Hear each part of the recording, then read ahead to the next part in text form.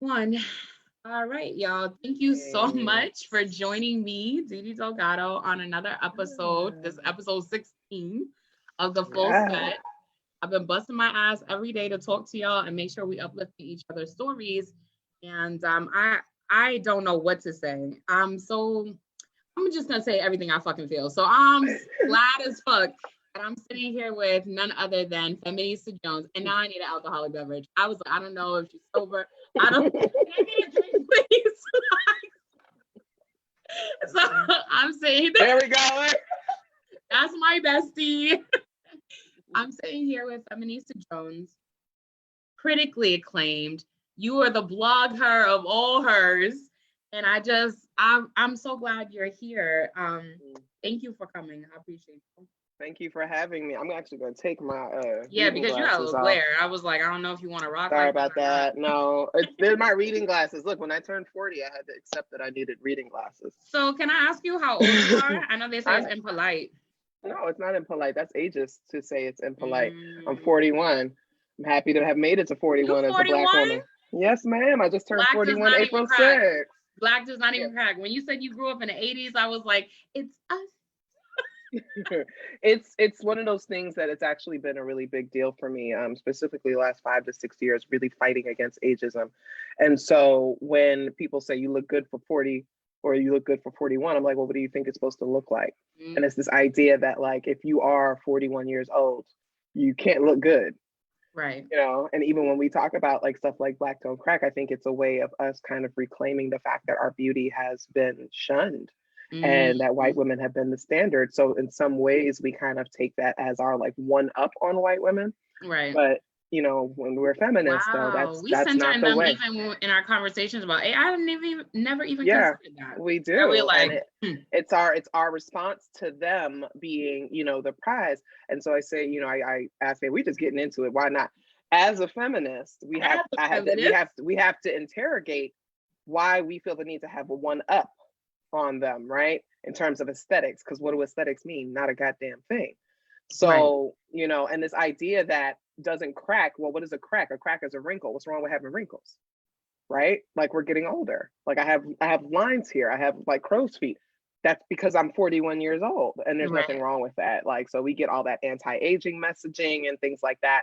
And somehow we prop Black women up and like Latinx women up because of what we're trying to say about white women. And I'm not interested in that. You know what I mean? So like I push back a lot on it. And it's not me, like, I'm not coming at you. Push back. I enjoy the connection. Yeah. No, it's real. It's real. So like at me, I had never really considered that because I've always been like so austerely proud that Black has not cracked in the history of Blackness. Yeah, but it does crack though. Right. There's a lot of, I mean, it's again, this idea of cracking, your face somehow cracks because you have wrinkles, but there are a lot of Black women who, you know, show visible signs of aging. Right. There's nothing wrong with it, right? You know, we got to get our media to start showing older women at their ages instead of posturing some people and be like, oh my God, she's 67. She's also had a lot of work done. Right. She's also in Hollywood. Right. She's, you know, those kinds of things like, you know, so let's just get into it. Hey, how are you doing? No, I'm ready. How you doing? I have so many things to ask you, but I'm gonna like, you know, I usually the guest and I like prep the show together and we just make it a beautiful thing. But I feel like with you, it's gonna happen regardless. And something I was saying to you off camera was, I respect you so much because I know that you grew up with very humble beginnings, right? When a lot of times when we're born into poverty, we repeat the cycle. And also too, we'll get into that conversation because I want to talk about that. But I think about how you were given the opportunity to go to a prep school, and yet that has not changed your lens. I mean, it may have modified it, but from what I'm reading, and you're reclaiming our space, because I'm out here trying to reclaim space, that what you're saying is, I noticed that, you know, they weren't teaching anything about someone like me. It was like a sprinkle of pepper, you know what I'm saying, and a sea of salt. And so I think about someone like you who was like, okay, yeah, I have this opportunity and I'm gonna get this done. And also I need to turn back into Blackness. I need to figure out what, like, not that I lost it because clearly Black, but what does that process like for you? Yeah, I mean, I think I joke around and say I was radicalized in prep school and like undergrad, like, you know, there's nothing, you know, it's so funny because the whole, like, everybody wants to debate like HBCUs versus predominantly white institutions, blah, blah, blah. And I'm like, listen, you take a Black person out the hood and put them in a privileged white space for preparatory education or Ivy League education. You want to talk about culture shock? You want to talk about growing up? You want to talk about being confronted with whiteness and the plague of it? We want to talk about really kind of developing your own, you know, Blackness and identity because of what you're dealing with? Like, that's where the radical stuff happens. And not to say that it can't happen at HBCUs, because it does. But I was one of 2 Black girls in my freshman class of high school, right? And you know, coming from the Bronx, I always had friends that were like, you know, Black, Latino, you know, VX stand up, you know. So I kind of grew up, you know, with that, and my grandfather's Panamanian or whatever, but, you know, or whatever, you know. but I've always had, my closest friends have always been Black and Latino women, right? But we was only 2 of us, and it's like, what the hell do you do? It's only 2 of you. She was from Newark, I was from the Bronx. We was like, all right, now now we godmother to each other's children, you know, all these years later, right? But that's what happens in those spaces. And I think my mom had a really big influence on it. So like my mom was an activist. And so I grew up, especially during HIV/AIDS time, she was like, your queer. mom was an HIV/AIDS advocate. Yes, and a lesbian, right? Yes, okay. Yes. Right. And in the Bronx, Bronx Lesbians United in Sisterhood. My mom was with that in the early days. Okay. And very much had me out there kind of learning a lot about what it means to fight for your right to exist and to be free. And so I think I always took that. We're queer, exactly. We're not going anywhere, right? Right. And I always took that with me, you know, that kind of like, you have every right to be exactly who you are. And anybody who tries to challenge that based on things like gender or race or class or whatever, they're not, you know, they're not really about what you need to be about, and you focus on yourself. So I always clung to that, but definitely dealing with wealth that I could never conceive of. Right. Like, I'm thinking, I'm hearing names from kids I'm in class with that are products in my house. You know what I mean? Like Johnson & Johnson. Yeah, like Bun, like the Bun family, like the Bun-O-Matic coffee makers. Like like one of my good friends was, you know, ended up becoming one, but it was a lot. And it was also like the first time I really got to study Blackness, which I would not have gotten in a local New York City public high school. But I got to study, like take electives that were focused on African nations, Malcolm and Martin, you know, Black literature, like all these things. So really kind of put me on the track to where I ended up, you know, being. So I never really lost it. I think I just got stronger in my Blackness. I'm really proud of you for doing that, because you paving the way out here for these babies. Thank you. No, this is like hair flip. Thank you. Actually getting on my damn nerves. I just put it in, but I'm one of those people, I change my hair so much that after a couple of days I'll be over it. Okay, so what could you say, like how could you sum up Black women in our hair? Because I remember the first time working in corporate America that I decided to try color, I couldn't be no regular bitch, right? I literally went like full, everybody called me a rainbow bright because it was like a purple, blonde, pink, like, you know, it was dope. Like, but what could you say about Black women in our hair? Like, what does that come from? Like, Tamla always making fun of me, and she was like, because your roots is really. Hey, we're all in quarantine. I just so happen I know how to do hair. So a few weeks ago when quarantine first started and they told us that they was going to lock down the beauty supply, I went right online and ordered all the hair I was going to need for the next few months. Because I do my own hair. Quarantine. You so I'm like, hey, I'm ready, because we don't know what's going to happen. I do my own nails too. Did my nails today. Can you do my nails? Because I took the tips off and then I still got. But I think that, you know, the politicizing of Black women's hair is just a racist control thing, right? You know, I mean, we could take it back to when it was illegal for Black women to show their hair because white women were threatened by it, right? Right. They believed that our hair enticed their men, didn't want to look at their husbands as rapists, right? So it had to be Black women's fault. So to their way of trying to get their white men from raping us, which they saw as like consensual bullshit. Right. They forced us to cover our hair, and we had to wrap it up, which was fine for some of us because, you know, our connections to the continent, we were already wrapping hair and that kind of thing. But white women have always been intimidated by Black women's beauty.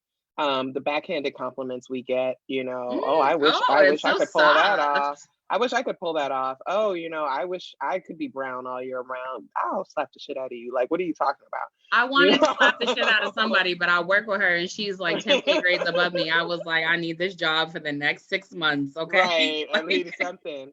And this whole, you know, corporate America, it's always, and I talk to Black folks all the time. I say, listen, you know, we have a lot of gender rifts or whatever, but we have similar experiences. Thing with the hair thing is something that is unique to Black women. There have been some instances where Black men have, you know, had to deal with stuff, but they can always shave their hair off and it's considered masculine. It's neat. It's always going to fit the part. Black women have to make these choices every day.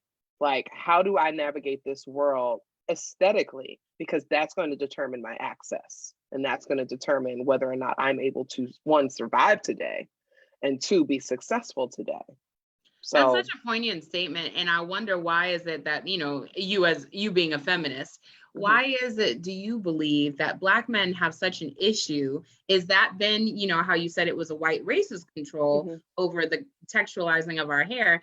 Then do Black men have an issue with our hair if it's not a certain length, if it's not a certain texture? I know a couple, not gonna say who, but he felt some type of way because he met her with the weaves in, and 7 years into their marriage, she decided she was gonna go natural. And he was like, if you do it, we done.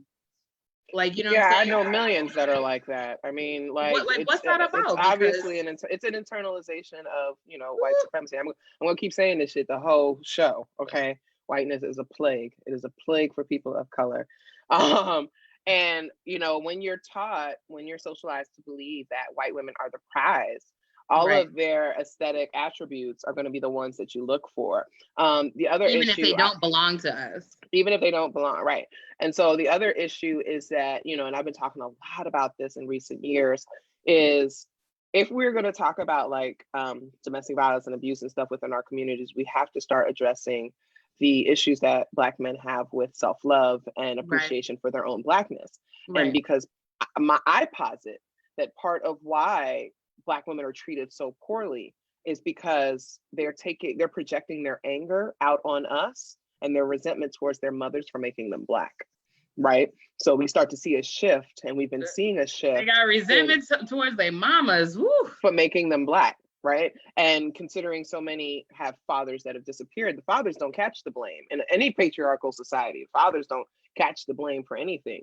But this resentment, especially the darker ones, this resentment towards mom for making me Black and I have to suffer through this, I'm projecting that onto these Black women because they remind me of that. I'm not allowed to disrespect my mom. I'm not allowed to tell her, you know, how I feel about things, but I project that. And so in the last like 2 to 3 years, we have seen across the media landscape this what I call the beiging of Black culture, right? We're reverting back to this space where beige is right. Everybody you see is lighter than a paper bag, at least on the women's side. How many movies can have Zendaya or Tasha, what's her name? Tessa Thompson and Yara's well, I can't pronounce her name, and I don't mean any disrespect because I don't have it in front of me. But like, you know, Storm Reed and all these others, like how many more Zoe Kravitz, how many more movies can y'all make with these light-skinned women, right? And then when you go on Instagram, right, the Instagram type is this like light golden kind of full lips kind of look. And then you see a lot of these men that are like posturing their so-called mixed children, their beige children, as like, they can go viral. Like all these kids you see going viral, they're beige, right? Black daddy, non-Black mama. And it's becoming a thing again. Like I feel like we're 100 years ago, and it's so harmful. And I'm gonna tell you, I'll make a connection real quick, and this is just me, put the tinfoil hat on. As we've been talking about this COVID stuff, and we've been seeing these stories about Black girls and women that are dying, have you noticed that they're all darker than a paper bag? I have not noticed. That is my privilege. I pay attention to that.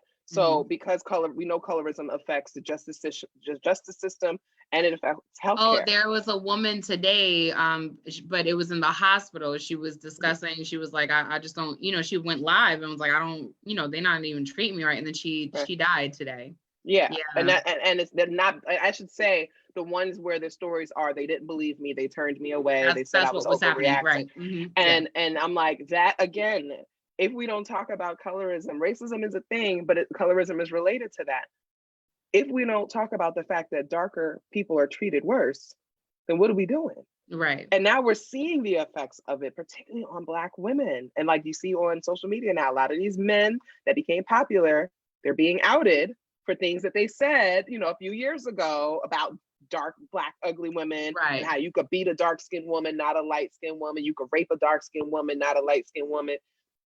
This is pervasive. And it's even what they're not saying. I remember a few months ago, Tokyo Vanity called out Chris Brown. I mean, everyone should be calling out Chris Brown, but Tokyo Vanity was like, hold up, it ain't even about that I'm fat. You just don't like dark girls. Like, and he had nothing to say.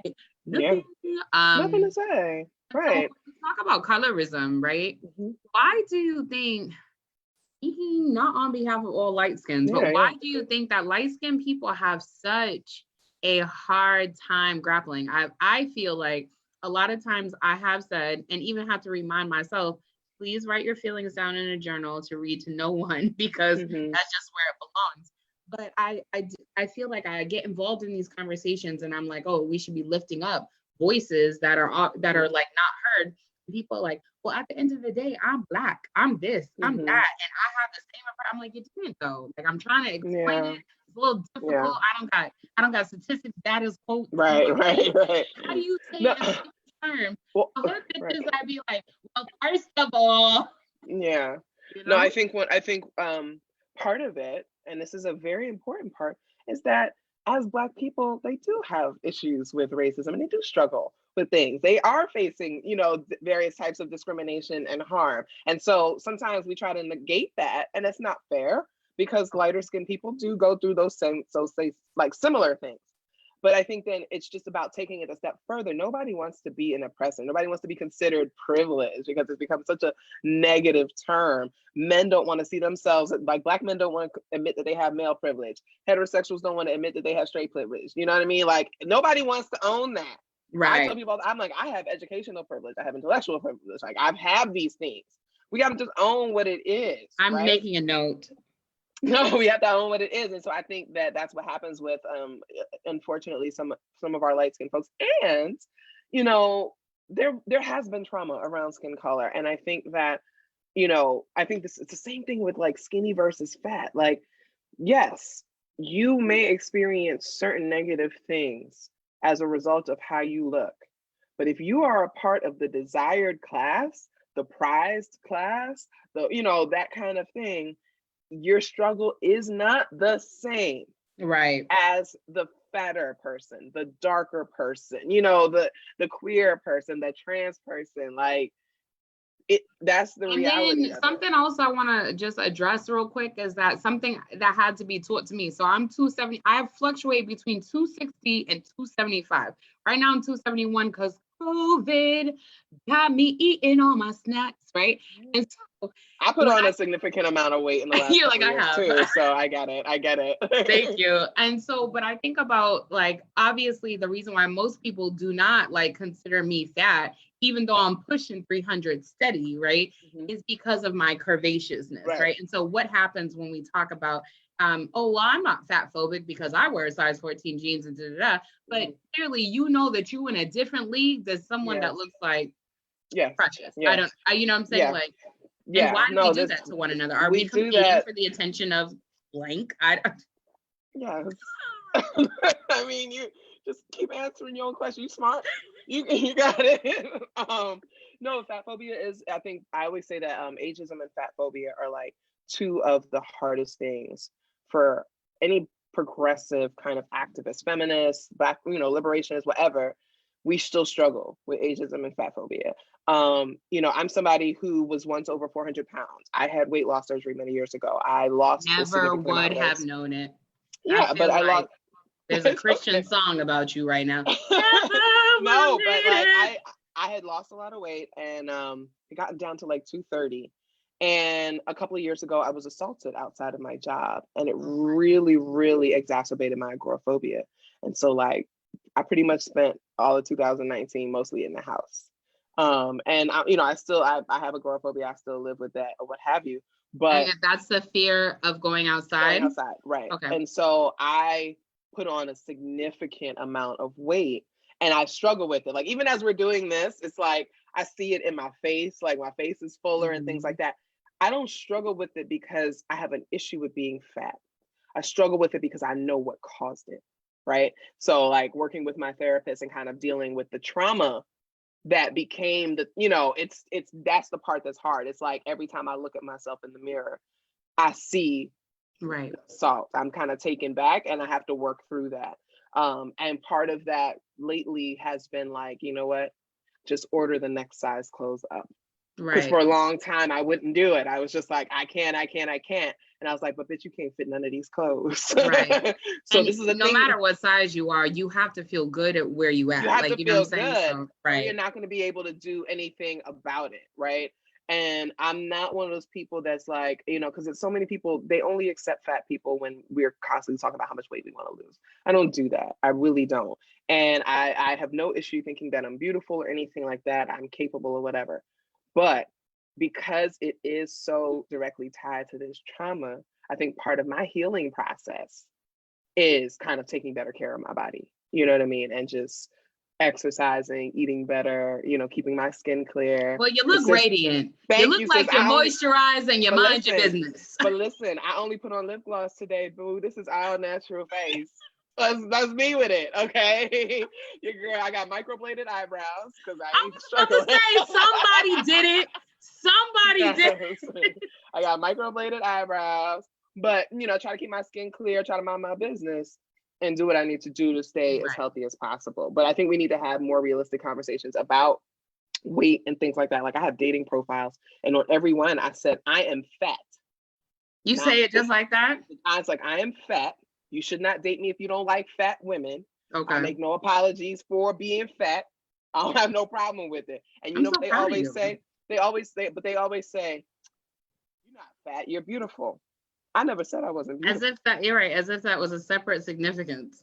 But again, that's the fat phobia. Right. This idea that you can't be fat and beautiful. And so by them rejecting my fatness, it's their way of saying, well, I'm not attracted to fat women, so you can't be fat because I find you attractive.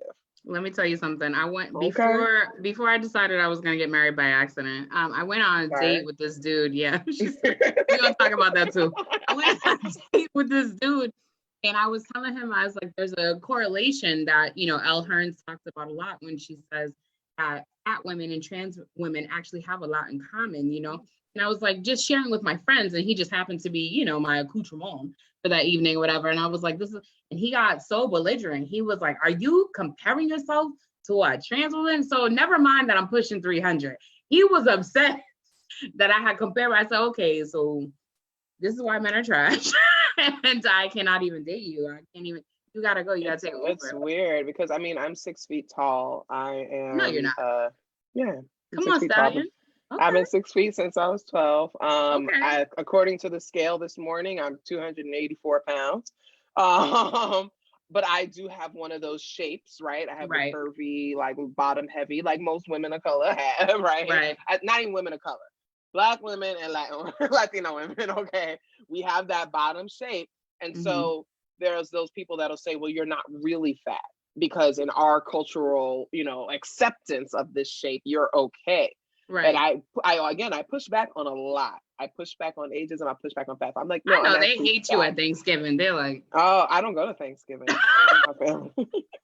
Like, not this bitch again. No, I don't go to Thanksgiving. She's still in the family. I do Friendsgiving or me and my son travel. So, I'm co-parent. So we alternate holidays. And so whatever holiday I have, we travel somewhere. I don't have time for this. Right. I just started talking to my dad again. It had been a few years. So. Okay, so I wasn't gonna say nothing, but I'm thinking, I don't know, maybe you could point me in the right direction. I'm thinking about asking my father if he wants to do a show with me, and I was going to ask like someone who had been on the show previously, Dr. Lisa Good, I was going to ask her if she wanted to mediate the conversation, but I was like, I don't know if y'all can handle this family drama. So why? I also don't think everybody deserves access to all those parts of you. Says the person who loves to share personal anecdotes. I share what I want. My sharing is meticulously curated. Okay. Teach me your ways, please. People get from me exactly what I want them to have. Okay. I was in a relationship. That even sounded very controlled. The way you just spoke to me, you were like, "That is." I'm Beyonce with it. Okay. I remember I was in a relationship for 2 years, and I would tweet stuff like "Forever alone." You know, I'm probably gonna remain single for the rest of my life. I had a boyfriend for 2 years. I tell people what I want them to know and what they need to know. Even when I talk about my son, it's meticulously curated. Right. You know, there's a lot of things I don't say. I share food. I don't share bad, ugly food pictures. I don't share ugly selfies. People like to show pictures of themselves being candid and looking funny. I don't do that. I'm very meticulous about these things so that people have enough access to find what I say and do relatable, because that's really what matters. Is that you find me relatable so that when I am speaking, when I'm doing this work, when I'm writing this thing, you feel engaged in it. I also have every right to not tell you anything that I don't want to tell you.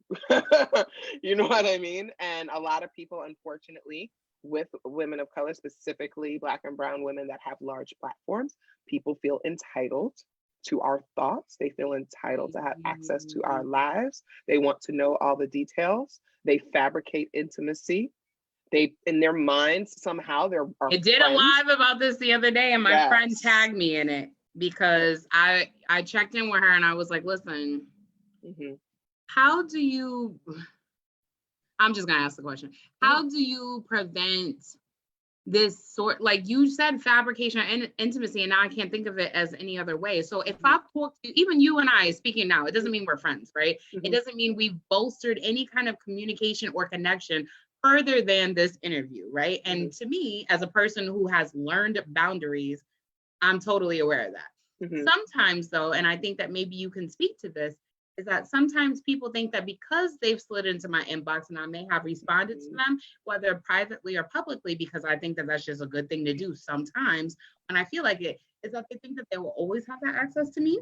And I'm like, no, that, you know, and then I get angry with myself because I was like, I should have never answered that fucking message 2 years ago. Like, no, that's real. And, you know, just like with people who have been victimized or whatever, we always put the responsibility on the person who is feeling the weight of things or the burden of things. It's never on the people to take it upon themselves to say, I'm not going to do this to this person.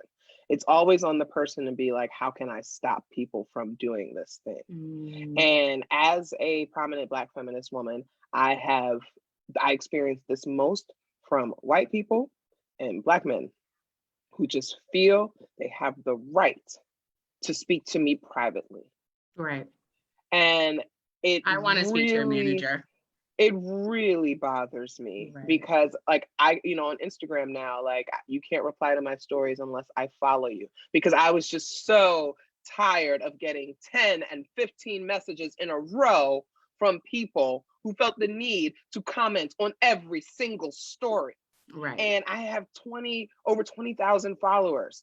Like, people seem to think they're the only ones. And when I made that video, a white woman responded, well, if this is about me and me sending you this Prince thing, fine, or I'll just unfollow you. Bye, bitch. Like this. You really thought out of the 20,000+ followers that I made this video just for you instead of just blocking you. I made the video because it is such a pattern of people just feeling like, I'm going to tag FJ and everything. I'm going to send her all these because I think that she needs to see this. Again, what I share is meticulous. You don't need to teach me shit. You don't need to share with me anything. You don't need to give me unsolicited advice. You don't need to do any of these things. And the reason it happens is because as much as people talk about loving us and respecting our work, they think we are fucking stupid. At the end of the day, And some of you watching this right now, you love Dee Dee. If she asks you to do something and you do it and you support her work, but you think she's fucking stupid. And you can't help that because society has taught you that Dee Dee is stupid. She needs your help. She needs your support. And she can't do this without you being a so-called good ally. It's an infantilization of Black women and women of color, and I am tired of it. So I really had to like cut that. Like, no, you don't get to message me. You don't get to send me messages. This white woman said, you know, some years ago you blocked me on Twitter. Why the fuck are you DMing me right now? If I blocked you on Twitter. This is what white women do. Let me tell you something. If I blocked you on Twitter, why are you contacting me on any other platform? Right. This like, white that's woman it. Hit me up after I posted Zahira Kelly. Like, I post her a lot. She's Bad Dominicana on Twitter and Insta. And I posted like something she was talking about, what you said about us having to cover our hair because white women were so like, we were seducing their men with our beauty, like, you know what I'm saying? So we had to cover our hair. And that's why I was saying that white women cannot wear turbans or head wraps, or you can't be no kind of ethnic. You have to be the bland, unseasoned chicken that you were born into, right? And they were feeling some type of way, and this woman would not stop. So I blocked her. From the UK, because in the UK, those white women will wear galas and everything because they got them some Nigerian men and Senegalese men. It was like, I put a diamond on it, so it's cute. They think they can wear whatever they want. I saw that when the first time I went to London, I was like, what the fuck is happening here? London was wild. I'll never go back, but London was wild. I love London as a city, but I think for the Women of the World conference, I was speaking a few years ago. Mm-hmm. And these I saw them kind of like pulling through the fabrics and things like that. I was like, is she just admiring or is she about to? You're like, you know, that's Ankara, right? I was watching intently, and she bought it, and I was just like, and then I saw another one wearing a gala. I was like, what? So again, different cultural differences and, you know, all those kinds of things. But I do feel sometimes that there are white women who feel that I'm the help and that my job is to absolve them of their status as an oppressor. And so by following me, retweeting me, sharing me, whatever, sending money and donation, which I appreciate, some people feel that that's their absolution from their white guilt. But that's not my kink. I don't do that. I'm not here trying to give you a space to be forgiven. I'm not, I'm not your God. And I'm not here for that. I'm not a gatekeeper for that. But that's how some people approach me. And so when they feel rejected, when they feel blocked, or if I don't respond, I'm denying them absolution. And that really rattles some people. That's why you always get the whole like, well, I'm being a good ally, but if you don't want me, fine, I just won't do this. You're going to have a hard time getting people to your side, Delgado. You're going to have a hard time getting people to your side. Guess what? I got sisters on my side. I don't need nothing else on my mama. Right. But I recognize that the world needs us. Mm-hmm. And we have to keep going forward as much as we can. And if, when folks, and there's some righteous folks out there, I'm not even going to say there's not, because there's totally righteous folks out there. I know, less than 10. Really, there's really some righteous folks out there that are doing the right thing and that are very supportive. You have a lot of supporters. I have a lot of supporters. So I'm not talking about all of them. I am talking about the ones who believe that we exist to help them be better. And that's not why we exist. We're just living our lives. Right. If you catch a stray off of that, cool, but we're not here for you. One of my followers, a Black woman who lives out your way, her name is Ayana Ife, and she is blind. She says, I have a question, Dee Dee. Do y'all truly believe that privileged folks would do what it takes and sacrifice their position for those more marginalized? Absolutely not. I'm shaking my head, no, Ayana. I'm sorry. Like, I don't. Absolutely not, Ayana. When I read it out loud, I was like, this is a no. No, but you need to hear this, and everybody else needs to hear this. Absolutely not. And I brought this up. I did a whole thread on allies, 2015. That damn thread, because I disrupted. I said allies don't exist. That shit is taught in colleges now. Like it's been worked into dissertations. Like I really just debunked the idea that allies exist. And part of it is I ultimately said, when we are fighting for freedom and liberation, right? There are sacrifices that will need to be made. Every revolution has cost lives. If I am here with my child, and you are there with your child, and you are fighting on the side of Black liberation, right, and you have to choose between your child living and mine, you will always choose your child. And that's why I can't rely on you. And I'm not saying that you're wrong, because that is your child. But remember that you are in this for you. You're not in this for me and my son's future. right. You're in this for you. And that will always be the reminder. And that's fine. Like you can only come with me to a certain point. Cool. I need you as a co-conspirator. I need you to be there with me. You can't cross that line because it's too much for you. Cool. I have to cross that line. I have no choice. And you just have to accept that you are not willing to go as far. So therefore, we are not allies, because allies means we have a mutual allegiance. And if there's a point where you're going to stop, right, because Black liberation is too hard for you, then you're not an ally. Thank you for saying that. You can't be an ally. And when Black liberation happens, the experiences of it that my son and I will have, you and your son will not have those experiences. You will not benefit from Black liberation the way that I do. And if we look up the definitions of allies and allegiances, there's supposed to be a mutual benefit. Right. So there's no benefit for you. Right. Oh, and they'll say, oh, well, we live in a non-racist world and the world is just better off, so it benefits all of us. Fuck you. You're fine right now. You're not experiencing racial discrimination as it is. You're not. What's going to be better for you? We're going to get into sex, but I feel like I need more lubrication. Is it possible that we can go back? And first of all, I drank 2 sips of water. My following knows I need to drink more water, but can I have some of the rose water, please? Thank you. You're so good. You're getting me a drink. Shit. Oh, I got a gift for you. Send me your PO box or whatever address, DM me or whatever. I have a gift for you. We got sponsors now, and I have a gift for you. It's a little edible. So I mean, I hope you take care of yourself. So. You speaking my language. I wanted to talk to you about educational privilege. It's something you had mentioned. And before I go into that, I'm just going to throw it out there because my mother is no longer with us, but she told me that closed mouths don't get fed. I will never ask you for anything else outside of what I'm about to ask you for, and you don't have to answer it now. You don't have to answer it now. I do not have a mentor. There are women who are watching this live who would be amazing mentors, but I don't think that they know how to handle my non-respectable politics, my mouth, my anything really. And I mean, I know that they love me, but they can't hold me in certain ways. That's how I think about it. I'm pretty sure you got like a roster full of Black femmes who would be like, oh my God, it would be so amazing. But bitch, I really need like some centering and some grounding and some healing. And niggas be like, oh my God, she's just a total train wreck. So I'll leave that to you. Educational privilege.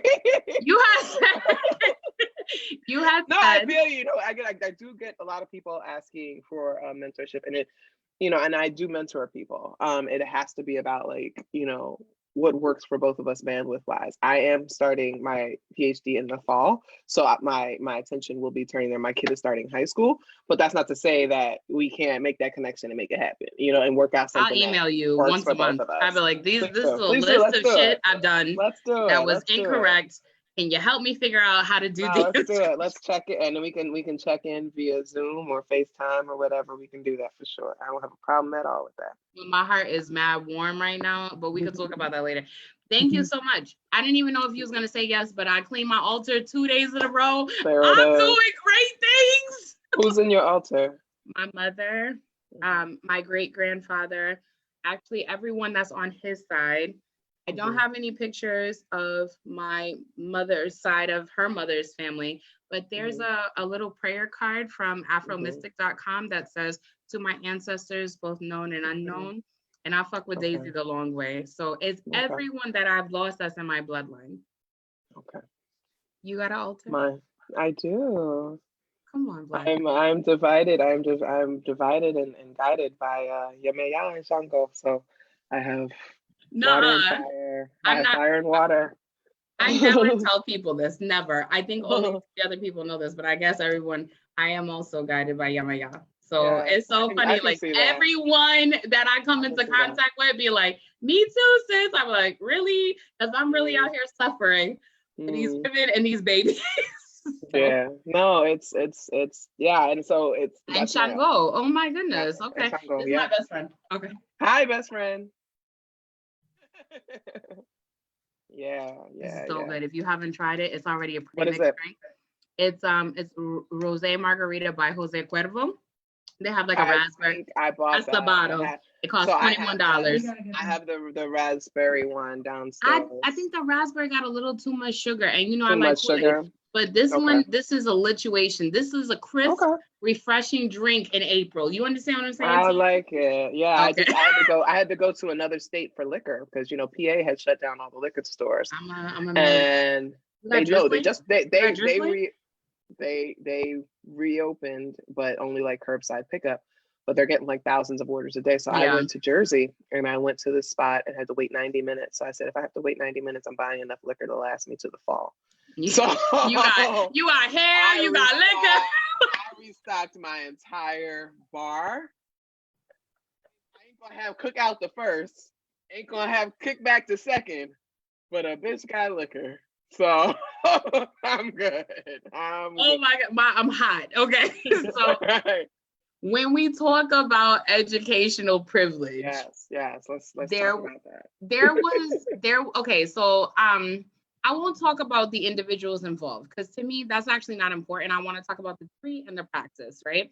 Mm-hmm. I will say that I do follow a lot of fucking amazing people, both on the privilege sector that say that they don't have privilege because they got student loans and that no one understands what they went through because Black is a real thing in a fucking ivory tower. And then I have people who knows what it feels like to be in community with those types of individuals, right? And here I am, me, nappy rooted in the middle, right? And I feel like I'm trying to find, me personally, I'm trying to find a balance because I know that the further I get in my little tiny success or the further I get in school or what, I'm 19 credits away from finishing my bachelor's and then I'm enrolling immediately. Like I've already been soliciting colleges into a dual master's program for MPH and MSW, blah, blah, blah. But I know that the further I get, for a bitch who only just literally dropped out of high school, like that was my status for a year and until a year and a half ago. What does it look like to be not removed from your community? What does it look like to listen when the community says, okay, college girl, you know what I'm saying? Like, I think I could sit with that. Like, I'm never gonna look at somebody who never went to college and be like, well, you don't understand the struggle I went through. Like, I don't understand it. Like, it's okay to say that. Yeah, I mean, moving into Philadelphia, I had to deal with that. And it had been a while since I had to deal with anything like that. So, it did take a little bit of kind of like humbling a little bit and just opening my mind and understanding that a lot of the folks here in Philadelphia have been dealing with what they've been dealing with for generations. It is how they live, it is how they cope. And so they've seen a lot over the last 20 years, a lot of people kind of coming in with these big ideas and making these big promises. And then when things don't pan out, they leave and they abandon the folks here. And so, kind of dealing with that, it's a very traumatic thing. And I had to keep that in mind, I'm a social worker. It's, I'm a trauma-informed mental health social worker. My whole career was like housing, homelessness, hunger, poverty, things like that.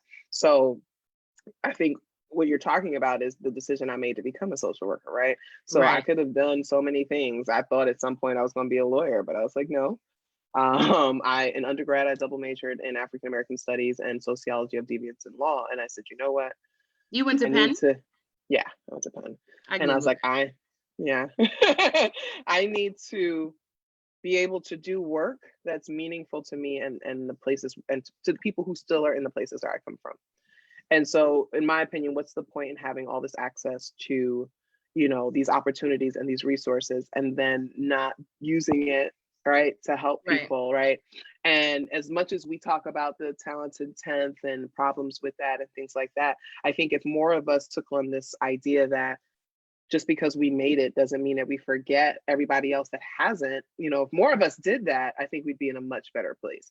And so I knew growing up all the stuff that I went through, and I said, I'm going to devote my life to trying to make sure that I can help as many people not have to go through those things. And that was an intentional decision that I made from like early on.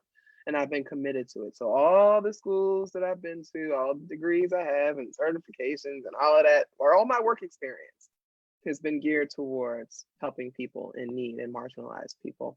And even as I retired from social work, when you retired? I retired in 2018 after my assault outside my job. I said, well, that ain't a sign, goddammit, I need to go. Right. But by that point, we're talking like 16 years, 17 years I had already put in. Wow, So that's amazing. That's a long time. So, I just was like, okay, well, I can pivot and focus on these other things. But still, even with my writing, even with, I still do nonprofit consulting. I still work with organizations and institutions that are still doing that kind of work. Even with my public speaking, it's still an act of social service. So I will never forget where I came from. You don't forget stuff like that, especially when you were traumatized, right? Like once they were talking about this quarantine and pandemic, I immediately knew what I needed to get from the store, and it wasn't no damn toilet paper. Right. I immediately thought of all the things that helped me and my mother survive, when we didn't have enough money for food. Right. So I stocked up on those things, Come on, ramen noodles. Oh, but even that, like peanut butter, people don't think about things like that, like the protein that's in peanut butter, eggs, greens, nuts, things like that. Oh, you were looking into the holistic shit. When we was growing up, we were so poor that my mother could not afford, the Lipton red rose boxes of tea. So my mother would be like, you know how to boil hot water? Here's some coffee, mate. Yo, my mother was not playing games. She's like, it tastes the same. But in the sense of what I'm saying, like the stuff that I'm talking about is actually inexpensive, right? Because you can get grits, and grits will last you for a very, very long time. And it's like $3, right? So I immediately started thinking, and I went back into those places of deficit. And when I was without, and I was like, I'm not doing this again. You just have this thing. I will never go through this again. Like, I will never be homeless again. I don't care what I need to do. My child will never have this. And so that's like the hustle mentality that is, that's guided me. But again, that's very street, and that's very hip hop, and that's very like what I was raised in. So it's hard to divest of that. Like, I don't code switch for shit, and never have, actually. That was my follow-up question to that. One thing that people know about me as a worker, like, you get what the fuck you get. I've always worn my hair how I wanted to. I've always worn my nails however I wanted to. I've always done all of those things because I have an outstanding resume. My name is generic as fuck. And I know that when I show up and they see that I'm Black, it's like, yep, I'm here, bitch. So either you're going to take me or you're not. Right. It's going to be one of those things. The color of my hair should not matter. You know what I mean? And I've always resisted against that. I've always pushed against that. Because if you're not going to hire me because you don't like the color of my hair when I'm doing fucking social service work, or because I'm Black, I don't want to work for you. And talking about acknowledging privilege, I had to acknowledge the privilege of being able to do that, because I know that my resume had a prep school. I was like, don't make me ask the questions. like no, but again, so I reference Talented 10th a lot, because not necessarily saying that the Talented 10th are going to save us, but the Talented 10th have an obligation to shatter those boundaries and to, knock that shit down. If we are invited into the room, we need to yell. If we're invited to the table, we need to flip it. I don't feel like we need to sit there quietly and just kind of be nice. I'm here at this table. I'm about to flip this because you gave me access. Right. Oh, okay. I want to parallel for a second, because when I was in a conversation this one, I get very annoyed very quickly with Beyonce's bandwidth. Just too many people be trying to access it at the same time, and they talking too much stuff that they don't know about. And so there was an individual who, has the nerve, because he has a position of privilege. He's a city councilman, and was like, do you think that we should cancel rent? And, you have some white people, but then you have some poor Black folks or folks that just became homeowners 10 years ago and then still into the 30-year fucking mortgage, right? Who was like, well, my grandmother or my aunt, 75 years old, and she counts on rental income. I was like, so instead of being mad at the renters, why don't you take issue with the actual people that created the rules and regulations for your subprime mortgage to be sitting here and telling you that in the midst of a pandemic, you still got to come up with the money. So it's like the loom game, right? It's like somebody always going to end up on the short end of the shitty ass stick. You understand what I'm saying? And so when we talk about privilege, why do you think it, like I understand for me that it's a bootstrap conversation that Black folks have had to like, oh, well, I know that I could be successful because my grandmama and them own a house or whatever if I do X, Y, and Z. But can you speak to, I mean, you ain't got to encourage niggas to go on strike or whatever, but can you speak to what it means like for Black folks to like band together and say like, actually, I'm shitting on someone who's more marginalized because someone who like me, I mean, I have a job and if my job fires me or I quit because I don't got childcare, who's going to pay my $1,300 a month rent? And that's a privilege because I had to get a white person in order to get my apartment in the first place. Niggas be thinking that I roll in the money, but I don't even have the credit to make a purchase on anything. Like, like, why do you think that we sometimes as a people don't get the fact that we shitting on other people sometimes with our classism and our exceptionalism?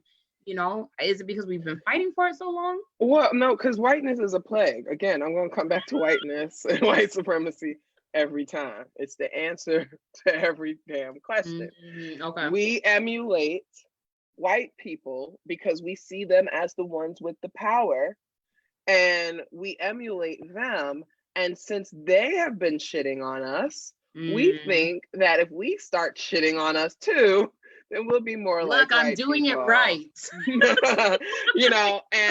And I've never been one for that, the respectability stuff. Again, I will always acknowledge. I'm so grateful for that because you just let me be me. I don't give a goddamn. So here's the thing. I'm medium brown. Like we talk about the light skin and dark skin. I'm medium brown. I recognize that I have a privilege in that. I am not, fetishized like light skinned women, and I am not penalized like the darker skinned women. I'm in the middle. So I say what the hell I want to say. I've like I said with the resume thing, it's like I know that I can come up in this interview and sit here with whatever color hair I want or whatever, and probably still get this job. I've never interviewed for a job that I wasn't offered, right? Because I have this paper or whatever. Right. I still go in with the intention of disruption, right? Black folks have not been conditioned to disrupt. We have been conditioned to adapt and assimilate and adjust, to make the most of a messed up situation, to be the most successful crab in the barrel. Not all us work together to get the lid off of it together so we can all crawl out and be free. It's more like, how can I get to that top and go through that crack in the top of the barrel so I can be free, right? That's the plague of whiteness. That is the conditioning of white supremacy, that all of us ain't gonna be able to, well, that's also capitalism, right? Which is a white supremacist thing. It's like all of us ain't gonna be able to make it because they're not gonna let all of us in there. Hold up, go ahead. It's like they're not gonna allow all of us into this space. So how can, a few of us succeed with that? That's why I don't like exclusive clubs. I don't like exclusive groups. I don't like none of that shit. That's like member type stuff that excludes people from things. I'm like, no, everything should be open and access to everybody. You sit here and feel you can discriminate against other Black people and create these kinds of exclusive groups and events and things like that because that makes you feel better. I'm like, you're not better. I always wanted to be a Delta, and I was like, I just don't. I don't even know how to. What? Like, don't do it. Just let it be what it is. And the thing is, I mean, yes, we can always point to the benefits of these types of things, but at the same time, because there's sisterhood, solidarity, right, yada yada yada. I have sisterhood and solidarity with people too. I mean, that can happen in any kind of way. We understand tradition. We understand that a lot of things that we cling to as a people began 100 years ago or what have you, or like we have this history and this tradition to follow. But I'm a disruptor. CNN even said it. I'm a disruptor. Feminista Jones. Like, I will disrupt this stuff because I think that nothing we have done so far has offered us a clear path to liberation. So if we are going to be free, we have to find another way. We have to think differently. I just joined a group. It was like kind of like post-quarantine or post-pandemic kind of things. Groups? Huh? You be joining groups? No, come on, SWV. All right, all right. People be adding me, but sometimes it'd be cool. This man hit me up because I said I put in there, and this is really short. I put in there and I said, I'm looking for folks that really want to think radically about how we go forward post-pandemic. And so he hits me up, you know, very respectful, whatever. And he says to me that he has a service where he can teach Black people about getting into the stock market and investing and stuff. And he's like, you know, since you were talking about you wanted some radical ideas. And I said, with all due respect, there's nothing radical about Black people giving into the capitalist system and trying to make money. I was like, I said, radical to me is disruption of fiat currency and our reliance on it.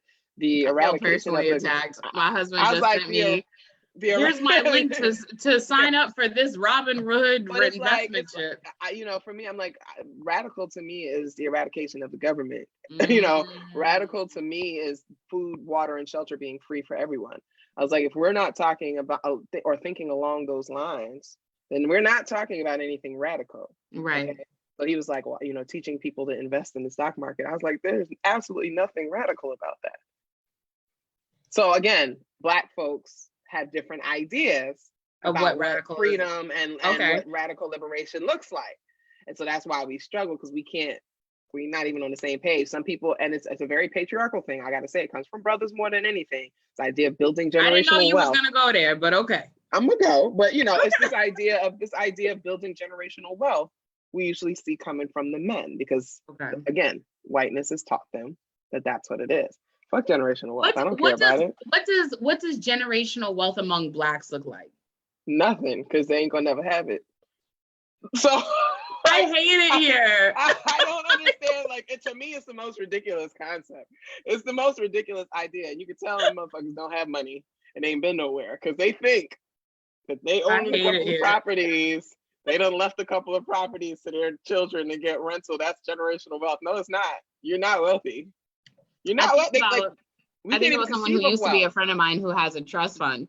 And I had to figure out how trust funds work just to realize how much money he don't have, but his kids have, so that he could borrow against it. And then their kids can borrow against their shit. It's so much. Yeah, like, white people are crafty. I got radicalized in boarding school when I learned what wealth is. Okay.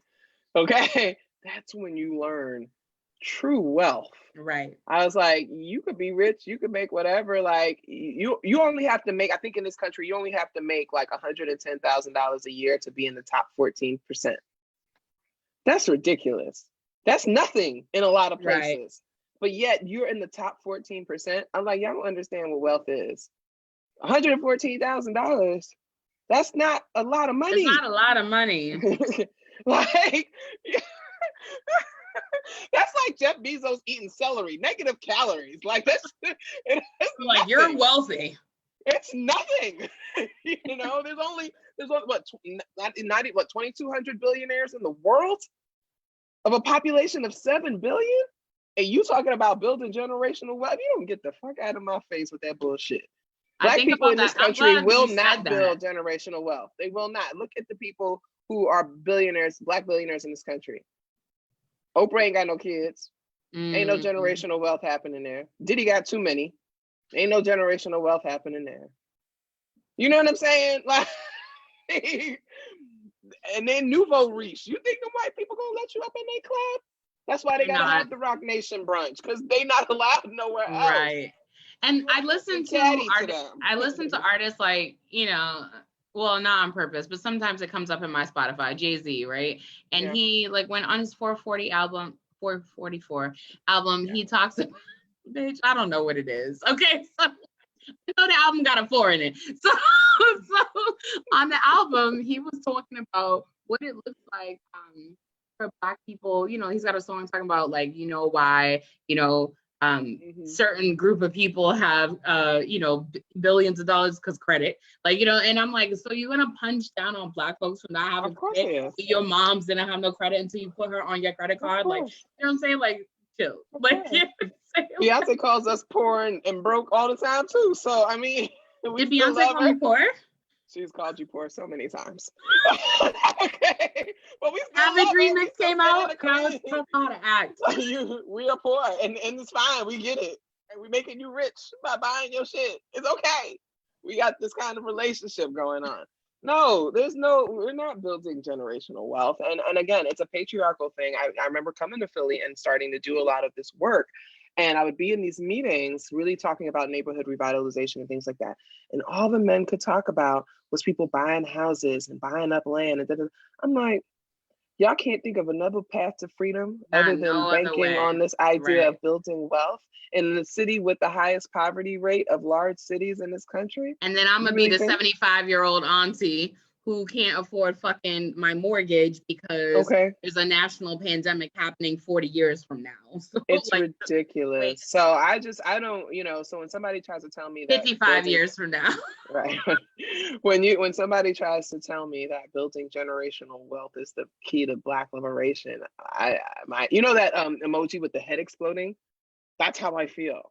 I'm like, okay. So I think about the term radicalism, and that's why I want to talk to you about your tweet, because I'm like, things that Feminista Jones say, I can either take personally or not personally, right? And I'm in the middle. As a person of my color, I'm in the middle. I love your tweets, and thank you. Period. Like across the board, whenever I read anyone's stuff, I really have to sit with it and be like, this may apply to me. I can't dwell on this, and I'm gonna have to move on. And the reason why I'm bringing let it go. Right. I'm sorry. I'm looking for my What you looking for? Pen. My weed. Your weed pen. My cart, and I can't find it. All right. You know what? The only reason why I'm not protecting. The only reason is because the fans are watching, right? No, I don't give a fuck about them. So are we still on camera? So I have a newsletter that I produce weekly for my day job, because I'm on a pandemic task force or whatever with the epidemiologist. It's so white and so weird, but so I have to do that so that it can go out tomorrow. So that's the only reason why. Because the edibles I have, half of one sends me. Do you understand what I'm saying? Yeah. My problem is this: like, I get the worst munchies in the world. I'm like, this is why you fat, stupid, because you do good all day. You work out, you exercise, and then in 10 minutes, you done ate every fucking calorie you burn because you got the munchies. I was like, these Chips Ahoy say family pack. It's not just for Egypt. It's just family. Family, yeah. So I wanted to talk to you about the word radical, because you use it. That's radical, yes. Right? Let's get back on track. Let's reel it back in. So when people say you're radical, right? I think about the same type of people who call me radical, and I'm like, my nigga, I thought a Molotov cocktail was a mixed drink. Like, you know what I'm saying? Like, I'm a blogger, and I might do some shit on the ground, but I'll be trying to mind my business, right? And so when I think of radical, and I think of like what people think of you, what people think of me, and I think of, you had said that your 2015 thread about allyship, or whatever it means, right, is taught in colleges. I once spoke at Hold on one second. Yeah. Hold on one second. I'm having a technical difficulty. What you having? Okay, I'm back. Hello. Sorry. Yeah. I was having something going on, Anyway, rising. So there was a conversation that I was asked to have for our college, and they were like, we are talking about racism and whiteness, and we just feel like you are the person to like talk about it, right? And so I came up with a concept, because I love titles. I will make a title out of any fucking thing. I was like, the title of this conversation is Why I Don't Help White People. And I got slammed. I mean, when I mean slammed, I mean, I live in upstate New York. And even though it's a blue state by like my eyelash. Yeah. Like, you know what I'm saying? And so all the racist fucking rednecks at this college were like, oh, we're gonna write articles, we're gonna contact Richard Spence. Like, like they was doing the most tweet. It was so problematic. But how do you like live your truth and like be like, I could drop the F-bomb, but I'm FJ. Like, you know what I'm saying? How do you live your truth unapologetically? May I ask, how old are you? Do you mind telling? Or you can tell, you can type it to me. No, I'm 36. Nothing wrong with that. Okay, I'm just asking. I think when I've always been, I'm an Aries. I was raised as an only child. Aries I do have rising. siblings. Yeah, there you go. I just don't give a fuck. I don't know any other way to say it. I think also when I turned 40, like the gloves really came off because I was just like, I've survived 4 decades on this earth as a Black woman, girl. Okay, you can't tell me nothing. Right. Because if a man didn't kill me, if the police didn't kill me, and if some kind of physical thing didn't kill me, I'm all right. You know what I mean? So this idea of being, outspoken and saying who I am, I think, again, when I talk about my shit is well curated, I think that there's a lot of things that I do that will endear people to me because it is who I am. Like nothing you see is fake. Everything that I do is 100% authentic. I just don't show all of it. So what you get is really me. And so a lot of people have met me offline and they're like, yo, you're exactly the same. I'm like, what the fuck else am I supposed to be? Like, you are her. She is me. Like, I'm not out here performing. And I get that there are a lot of losers that do, because they never had friends in high school and they got, whatever. So now they come on social media and now all of a sudden they're, big talking. But when you see them at events, they in the corner on their phones. That's not me. Why are you like this? I don't know. But you know what I'm saying? So like, I've always been that. Again, my mom really encouraged me. You got to speak your truth. You got to be present. You got to be here. You have to own it. You have to just, every stride you take. I don't move to the side when white people walk or when men walk. I walk straight. You're like, let me show you the shoulder work, boo. Like you move. You know what I mean? Like I don't do that. And so I also am one of those people. It's like, I don't like doing stuff that makes me uncomfortable. I don't care if you're my friend, lover, family, or whatever. If I don't like doing something, I'm not going to do it. And that rattles a lot of people because they say it's uncompromising. But it's like, no, I'm not going to subject myself to things that I don't like. I'm not going to subject myself to things that I don't like. That's just my personal philosophy. So I'm not going to go online and pretend to be someone I'm not so that I end up at some point having to present that lie, in person or whatever. No, I got to where I am by being who I am, by being outspoken, by being authentic, by being, the girl who's rough around the edges, being the hood chick, being smart, being, a leader, all these things, that being sexual, being, all those things got me to where I am. So why would I change? Sexual. Why would I change? I was giving you the segue. I'm ready for it. I'm ready for it. So listen, bitch, I was on kinkly.com because I was like, let me be super like performative right now. And like, let me pull up but the shit didn't make sense. So I'm gonna read it. I went to kinkly.com to find out what sex positivity was. And it was on some boring shit like sex positive is a term used to describe the idea that individuals should openly embrace their own sexuality rather than suppress it. How say you? What the fuck is sex positivity and why are we so invested in it, or why should we be? I believe that the reason why women are dealing with the discrimination is because we are women, right? How we present, whatever. It doesn't matter whether you cis, trans, whatever. The identifying marker of your oppression is because you are a woman. And so much of it is about this ownership of women's bodies. However they look, this idea that we own and control your bodies. And one of the best ways to own and control a woman's body is through sexuality and through sexual suppression and oppression. And so what sex positivity says is that we affirm the right for women to make choices about their own bodies, make sexual choices, reproductive choices, do the things that bring them pleasure or avoid the things that don't. The right to make the decisions for yourself. Sexual agency is super important. Bodily autonomy. That is the real key to liberation for women, in my opinion. It's just the right to do with our bodies what the hell we want. Right. And that is something that we still cannot do. So sex positivity makes it so that you are not shamed for these choices, these consensual, informed choices that you are making for yourself. It's a good thing. We don't shame people for the things that they derive pleasure from, you know. We have affirmative conversations about sex. We don't you know, I don't like, I wrote a whole article debunking the idea of a hoe, like hoes don't exist, sluts don't exist. I really pissed off. I need to read it. And then I pissed off a lot of white women because I said that slut shaming is the wrong term and you shouldn't be using it. You know, so people, again, I take away their little words, their little performative things, they get really upset. Yeah, it's like, well, the white lady was like, well, I built my entire life's work around anti-slut shaming. Yes, actually, that was a conversation that I had. That was like her Twitter. I know white women. You know it. I was like, well, that's not real. So you fucked up her entire year. Find another career.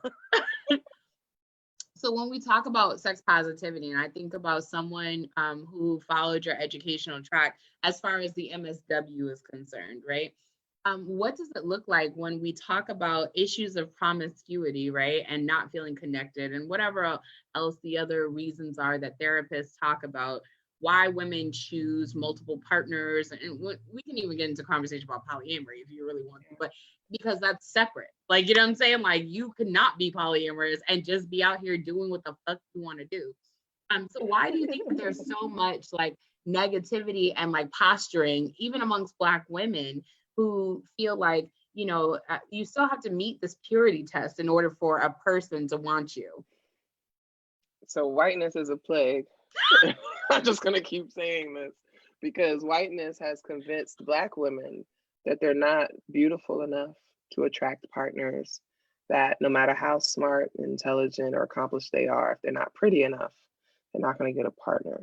And so unfortunately, many of us patriarchal patties, we perform for the male gaze and we compete for the attention of men as though that's any attention or anything worth competing for. It makes no sense.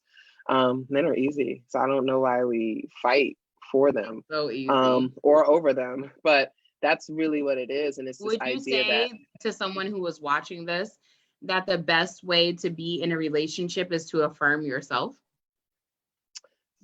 Affirm yourself and live with integrity. You know, people ask me, what is the one thing I look for in a relationship or a partnership? It's honor and integrity. Love is very low on the list for me. Because it's not substantial. It's fleeting. It does nothing. Like, I want you to live with honor and integrity, because when you do that, you'll respect me, you'll treat me right, you'll care for me, you'll do all those things. That's what a person with integrity does. And so I think for women especially, I just wrote an article about not losing yourself in a relationship, which is something I had experienced. You know, I tell women all the time, you have to live with integrity and honor. When you look in the mirror, are you happy with the woman that you are in this relationship? Because if not, this ain't it, baby. This ain't it. And that's why I am not in a relationship and have not been for, a couple of years. And I'm not in any rush to I just started like trying to date again. And I'm just like, why? On purpose? On purpose. Like, you said you had a Tinder. I was like, what? No, I don't have Tinder. I have Hinge. Like, I'm spreading lies and gossip. Yeah. What you got? No, it's okay. I have I had Tinder like back in the day. I deactivated, but like it's more because I think it's part of my own therapeutic process and my own healing process. So kind of like trying to see if I can engage in that. But I mean, it's also very difficult because I am 41, I am divorced, I am a mom, I do not want to get married again, and I'm an ethical non-monogamist. And that is, and I'm also 6 feet tall and I'm fat and I have like all these things, right? And I'm super smart. So all these kinds of things that are a hindrance to connecting with the average person, and I date people of all genders, but specifically with men. Everything that I just said makes it a hindrance, namely being smarter than them. So I want to step away from sex into smartness for a second. So because it still has to do with sex. Yeah. So when dating, right? I'm clearly betrothed or whatever the fuck that means. I don't know. Okay. Don't care. I mean, I love him sometimes. So but I'm also ethically non-monogamous as well. And my partner does understand that, thank God, because I wouldn't have done this without that. And I wonder, something that I have struggled with in my own therapy sessions and like in my own journaling, right? What does it mean if I am more butterfly than everyone else I have ever dated, right? Like, and I look at someone like you and I hear you say, there are these barriers to what people think about me. Like, you know what I'm saying? You're trying to engage in like amazing sex and you're trying to engage in compassionate connections with people. What does it look like for someone, I would even venture to say like us, that like people are in, I won't say intimidated, but they're inundated by our presence, right? Like is that right? Like, so it may be that I'm fat. It may be that I'm too loud and don't know my place. It may be that I'm too smart to be in a relationship. It may be that this person makes a lot of money, but still feel so small when they're around me, and that's not my job, right? Like, you know what I'm saying? Like, it may be all these things. It's like, how do we, as Black femmes and non-men, affirm ourselves? Like I'm getting passionate now because I'm on my second drink. How do we affirm ourselves? I actually need another one. How do we affirm ourselves? It's not fair. I don't get not fair. You just have one martini? I don't have anybody to be like, get me a drink. We can pause. I have no problems. That's why I need a sub. I need a sub to be right here. Get me a fucking drink. How do we affirm ourselves? How do we affirm ourselves? Because it's like there's so much stacked against us already. Like, you know what I'm saying? Yeah. And then even amongst each other as women, we're very quick to be like, well, let me tell you, you wouldn't get a man if you could get a man if you would stop being X, Y, and Z. And I'm like, why? I've made myself almost 40, have made myself small for so many years, have been married also for 10 years, have made myself small. I will not be doing it again. And if that means I'll be single for a very long time, even in my marriage, then fine. That's so that's, I think you just kind of again answered your own question. You have to be comfortable with being alone. And recognizing that being alone doesn't mean that you're lonely, right? Because, you know, one of the things for me that I love, when I really think about it, so as I decided to start dating, like this was a process for me. Like I really had to get to this place because I went on a really nice date last summer and came home and had an anxiety attack. And I was like, okay, I'm not ready for this. So I had to really think through this. And I was like, okay, here's a list of all the things that you really love to do, that you enjoy doing, all the things that you love that you have, all the things that are amazing. And then I made a list of like, if you need X, who can you go to? Everything that I listed, I had people in my life already I could go to. When I listed all the things that I love to do, I had people in my life that I could go to with those things. I also enjoy my own company. So I love myself. I'm fun. I'm fun. Are you kidding me? I'm funny. I be sitting on the couch making myself laugh. It's funny. But I had to think, I was like, okay, so from a partner, like if you're gonna date a man, what can he contribute that is not on either of these lists? Okay. And aside from sex, nothing. And I think that's the point I needed to get to be able to date. What about when you date women or non-men? When I date, because like there's a different rubric. No, don't play like there isn't. No. It's the same rubric. I'm usually the one wearing the strap. Because I'm the one wearing the strap. It's the same thing. So I had to think about like this person, what can this person contribute to my life that I'm not getting from these things? And the answer is nothing. And for me, that's where the sweet spot is, because now I can date freely. I can date with just want and just whatever. And I'm not looking to be fulfilled in any way.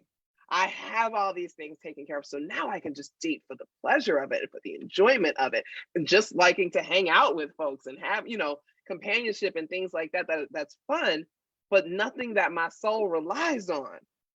And I divert from a lot of people when I say like, I don't want to feel like I need my romantic partner, because I feel that once I get into that space, then the devastation when they can't fulfill those needs is more than what I need to handle. And why am I putting that onto them? Why am I projecting my own needs onto someone else. I just want us to be together and sharing this life together and enjoy this life instead of burdening each other with this responsibility that neither of us should be carrying. So I have in my dating profiles, I do not perform emotional labor for men. Most of them are too stupid to understand what the hell that means. So I don't, it's not funny, but it's it is real. funny. It's But they real don't know as what it fuck. means. They're They don't like, know what what? it means. They don't know No what one ethical asked you to non-monogamy labor. is. Right. They don't know what ethical non-monogamy is. Even though they have access to Google, they won't bother to Google it, which is how I know they lazy. It's funny. I should get out mine so you can see it. It's really funny. Let's read our profile. We like need to share screens and shit like that. Why are we here? Like, it's too much. So my I'm not putting that on my screen. Get out of here. My question to you is, when you date non-men, right? Like, what does it? So like I have found, you know, I just got, it was offered to me, and what the fuck? This is the first person that came up in my responses. I hate it. Yeah. He have money. I don't know. So the first person that I interviewed about my life and like what they thought of me and why people might have an issue with me, I said, when I date people, what do you think is my biggest problem? And it was my best friend, and she said, you're a fuckboy. And I was like, me? But I'd be out. So like, there's even a respectability, right, amongst people who are in long-term relationships. And they're like, you saying, I just want to enjoy this person's company for this period of time, and I can come back to it. Do you want me to keep being bridge, both community bridge? I don't know. Like, you want me to keep doing all these things for you? I want more people in my life that are doing their own things and like we connect on like an adult personal level. And then I'll be like, and I'll see you the next time I come to your city, right? Maybe, I don't know. Like, you know, maybe. I don't know, like, you know, being on tour and going around is fun.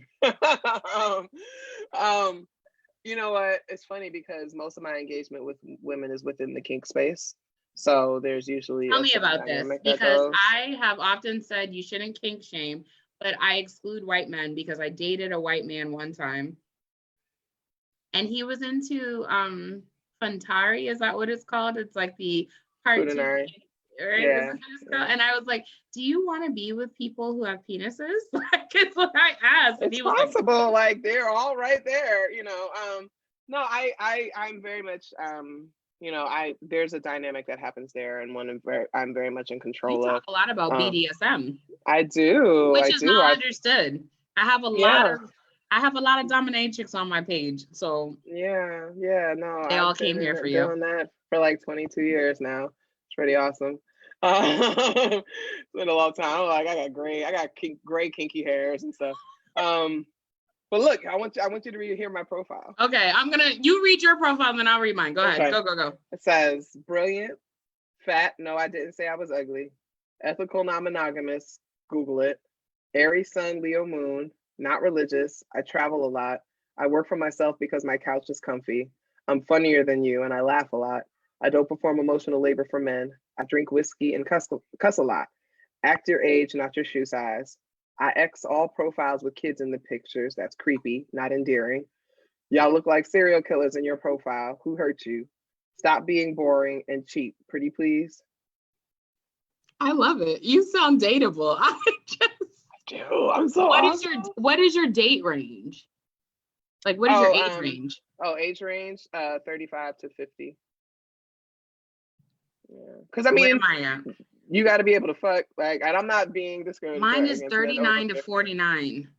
Yeah, no, mine is 35 to 50. And it used to be lower because like the younger men have really great dick. But they also are stupid and also get attached, and I just don't. It's not what I want. I'm very clear and open that I am not looking to be in a long-term committed relationship with anybody that is, you know, monogamous or anything like that. That's not where I'm at right now. That's not to say 5 years from now or when I'm 50 that it'll change. But I'm so happy with being who I am that I'm kind of like, do I want to invite somebody else into this happiness that I've had, that I'm experiencing now for the first time in my whole life? Like, I've never had an extended period in my life where I wasn't experiencing some kind of emotional suffering, physical suffering, financial suffering, or anything. I'm finally in a good place and I'm happy and I love it. Why am I, and my last relationship almost took me out. So I'm like, why would I How risk long was you, that? let me read you my Tinder and then we're gonna talk about how long. Let me hear your Tinder. Okay. So first of all, I have all the wrong things listed here. It says job title, activist and organizer. I was like, about me, it's a dating app. We can talk on a date, thanks. I was like, my politics is strictly conservative. I'm a demisexual, Valar Morales. Women choose what's best, communist, wealth redistribution. My life matters, whether you agree with the phrase Black Lives Matter or not. Because I live in upstate New York. There's a lot of white men up here. And then I have several amazing photos, and then I list my sexuality as queer. So that is my dating profile. I love it. It actually made it into one of my articles because I have not changed it since I wrote I think it was 10 ways that broke white people could pay reparations. So there's that. I love it. I want to talk to you about like why you stayed, like, and because I think about your hashtag, you okay, sis, you know, and we don't actually have to get into all that because I stayed like for a very long time for no reason. Like I just thought, I thought it was a great thing. My marriage is different from my last relationship. I should have never got married. I've only been in love once, and that was with my last relationship. I've had 3 major relationships. Again, I'm an Aries. I don't have the attention span, so it's hard to like really stick with one person. Huh? Have you got your chart done? Yeah, of course. Well, I didn't know. Someone did my chart recently, like a year ago, and they were like, I'm a Pisces, my sun sign, but my rising is Aries, and then I'm a Libra, whatever the moon is, or whatever. Okay. I don't know. I don't know. I still don't pay attention. That's interesting. But this is why people be like, you know, you're really loving, and also you just like, you know. Like, no, I don't stick around, you know, because I get bored easily. So that's the thing, and it's, you know, very difficult to connect with people that sustain my attention, and that's outside of romance or whatever. Right. My divorce was finalized in 2012. We separated in 2009. Like, it was so long ago. I didn't want to be married. I you know, had found out I was pregnant, kind of felt like, you know, I was young and stupid in my 20s and kind of was scared, right? Kind of like, I don't want to be a single mom and struggling and, you know, that kind of thing. So, you know, I went along with it. But it was cool because like a couple of months after we got separated, I had gotten a new job that doubled my salary. So I was like, I'm good. I'll be fine. I don't need this. You're like, we were better off without you, boo. Yeah, no, but I mean, but you know, he's, you know, we co-parent now, and we have a really good arrangement. And so I'm not, you know, not worried about that. But like my last relationship, it ended in 2017. It was probably one of the most destructive things I've ever been through in my life. And I really had to like go through the therapeutic process of grieving the loss of the relationship. It's so hard to grieve the loss of a relationship. You have to. We don't know what that looks like. It's essential. You have to do it. You have to do. Oh, my friend Patrick Schaefer, he wrote a really great book called Love Again. I love to plug this book because it really talks about how you grieve divorce. Please get it. Like, it's so, I tell everybody, like, get it, because it really helped me twice kind of really grieve the loss of a relationship and process it in a way that would make sense, that I could release it. And that's what I've spent like the last 2 years doing, is really like looking at every angle of it, being very introspective. What did I do wrong? What did I compromise on? What happened? What did I experience? What did he do? Blah, blah, blah. You know, few conversations with him, but most of it was about me. And it was just like, let me figure this out.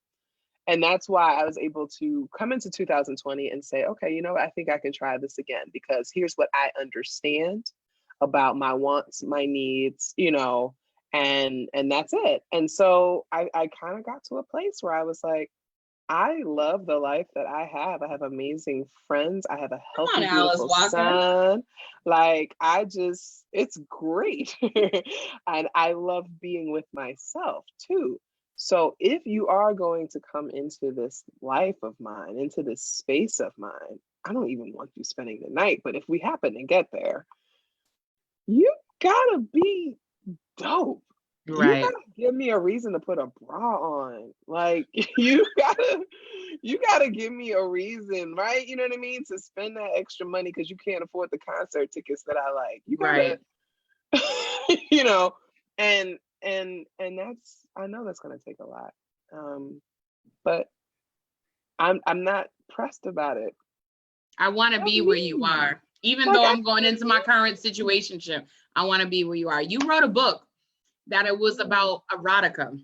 And I feel like it was about much more than that. So what I did was I purchased it. And Amazon gonna play me all day, but it's supposed to get here on May 7th. Oh no. So it's called Push You got the 5th anniversary. You have the 5th anniversary edition, right? The black cover. Listen, nigga, I don't know what happened. I was just like, did you order the one that has it's got a rose on it? Yeah. Okay, that's the 5th anniversary edition. I re-released it for because I had look at God. Look at God. Because it was so popular the first go round. But I didn't know anything about like writing books and stuff like that. So there are a lot of writers sitting here right now. Yeah, so I'm a writer. I took the lessons that I learned from self-publishing my first book, and everything that I've learned over the years, and decided to reissue it. And so it's a much better version, in my opinion. I even changed. In my opinion. I even changed the ending because we were working on it, developing it into a TV show. So I rewrote the ending to make it make more sense. Like I did all this. I don't care if you got an original copy. That's going to be a relic. You're like, my bad, and also. But hold on to it because it's going to be valuable at some point. But yeah, I really. That. Yeah, but this 5th one, I get that one. It's dope. I'm very. I'm excited. So I ordered all the things Feminista Jones. I was like, so you should have told me. I could have sent you a box. It's not about that. I wanted to support financially, so that's where I'm at. I'm like, so they're gonna get this book work, whatever. So that's where I'm at with that. Yes. And people are commenting saying they're going to go look for it. When we talk about sexual liberation, Nico Merritt had asked about Black liberation.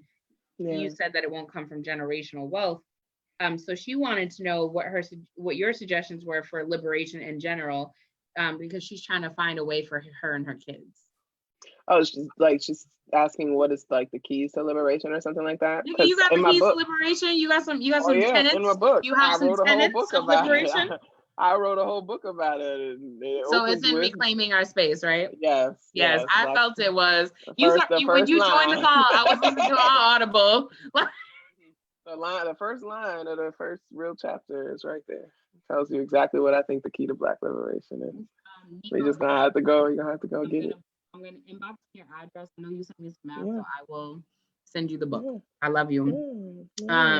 So there is that. So I want to go back to sex. So why, when you wrote the book Push the Button, I feel like that was your sexual love letter to Black women, because I feel like you even, I downloaded the sample.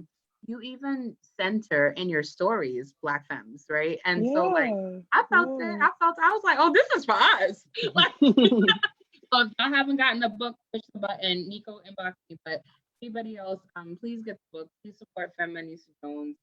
Yeah, I mean, it was actually. Wait. Your Cash App, your Venmo, and your PayPal is the pinned comment. So drop them coins. Yes, thank you. So the Push the Button was a very therapeutic thing for me, because it really does kind of first of all, it tells a story of Black people in BDSM. It came out around the time the 50 Shades did, and I read 50 Shades, and I was like, oh my God. I was angry about 50 Shades. I was like, the white mommy bloggers are going so left. Pinterest, everything. I was like, oh my God. They were like, we love it here. We're finally talking about sex. But you said it was abusive. It was an abusive relationship. That was in the Christian Grey. It was an abuser, right? So I said, you know what? I can do this better. And I just wrote a blog. It was supposed to be just a short story. The first chapter, I Pushed the Button, was all I planned on writing. And then all my fans were like, so what happens next? And I was like, what do you mean what happens next? They're like, we need more of this story. Right. So what I started doing was writing a new chapter. Like every now and then, every few months, I would write a new chapter and publish it. And people were just like, oh my gosh. Then I got to a point where I had like 2,800 downloads the first day. And I was just like, you should have been charging people for this, like $1 or something. I seen your dollar page. I seen it. I scrapped the whole thing off the blog, and I decided I was going to make it into a book. And it became so popular because people felt seen, right? So you have a situation where it's a woman that is like slightly older than the man. He's not luring her into the lifestyle. She introduces him.